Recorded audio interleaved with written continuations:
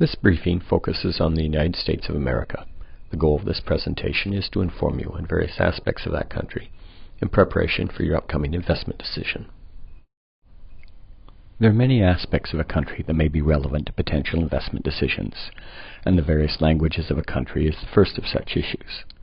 Similarities and or differences in languages can have a substantial impact on a firm's ability to communicate with local customers, suppliers, and even employees. While most Australians tend to think of the U.S. as English-speaking, they should be aware that the U.S. also has the second largest Spanish-speaking population in the world after Mexico. Indeed, there are more people in the U.S. reporting Spanish as their main language than in Spain. There are large sections of California, Texas, Florida, and several other states where Spanish is the dominant language. A second issue which can influence a firm's ability to conduct business in a foreign country is the dominant religion. Religion has a potentially powerful impact on people's value systems and can influence how they behave and interact with one another. While Australia and the U.S. are both nominally Christian countries, the U.S. is quite distinct in its high adherence level. A majority of Americans, roughly 59%, report that religion plays a very important role in their lives, compared to less than 20% of the Australian population. Amongst the minority religions, there are also substantial differences between the two countries. For example, the American Jewish community is heavily skewed towards Reform Judaism, whereas in Australia, the vast majority of synagogues are still Orthodox. A third factor which may influence a company's ability to conduct business in a foreign country is the level of industrial development. This not only influences the cost of labor in a country and the consumption patterns, but it also arguably shapes the attitudes, values, and behaviors of the population in general. Despite some obvious similarities between Australia and the U.S. in terms of industrial development, there are also substantial differences. Most notable among these is the larger size of the manufacturing sector in the U.S. In contrast, the Australian economy is more heavily skewed to mining and agriculture. The U.S. also has substantially higher levels of consumption of energy and of consumer goods such as televisions, telephones, and radios, roughly 50% higher than in Australia.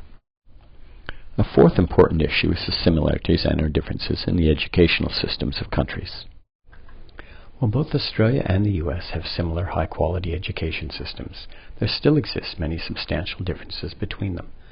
At the primary and secondary levels, U.S. schools are run on a district basis rather than a state basis. Thus, the curriculum and arguably the quality of the education can vary much more substantially than in Australia. In terms of higher education, it is substantially more accessible in Australia than in the United States. Even leaving aside the HEC system, higher education in the U.S. is heavily skewed to private institutions, which are very costly. Annual tuition fees for major U.S. universities can frequently be tenfold higher than in Australia. A fifth critical issue with respect to doing business in another country is similarities and or differences in the legal and political systems. While both countries follow a federalist system, state governments in the U.S. are substantially more independent than Australia, retaining more autonomy across a broader range of issues, including assessing their own income tax.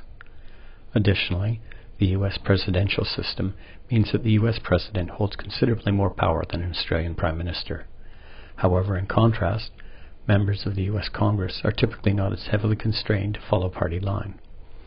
For these reasons, when lobbying in the U.S., it's important to focus on both the legislative and executive levels. A sixth but potentially more subtle issue is similarities and or differences in actual business practices.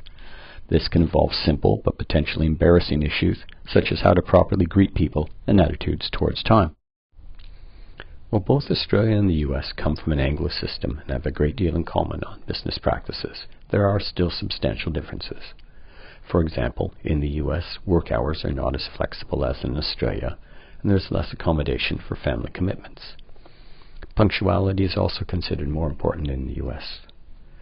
Americans will also tend to wait longer before calling their business contacts by the first name, waiting until it's clear they're comfortable to do so.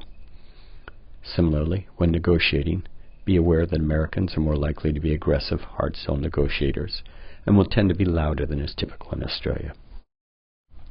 The seventh and final issue is the broader set of cultural values which are commonly shared by a large portion of a country's population. Countries can vary in terms of the emphasis placed on individuality versus conformity. the attitudes towards uncertainty and ambiguity, the attitudes towards authority and social inequities, and not least, attitudes towards how gender roles are allocated in society. As mentioned earlier, while the United States and Australia share a common cultural background, there are definite differences in cultural values. The United States is one of the few countries in the world that is even more individualistic than Australia. However, in contrast, the Americans tend to be more focused on power distance, and therefore more deferential to people in positions of authority. This concludes our brief presentation on the United States.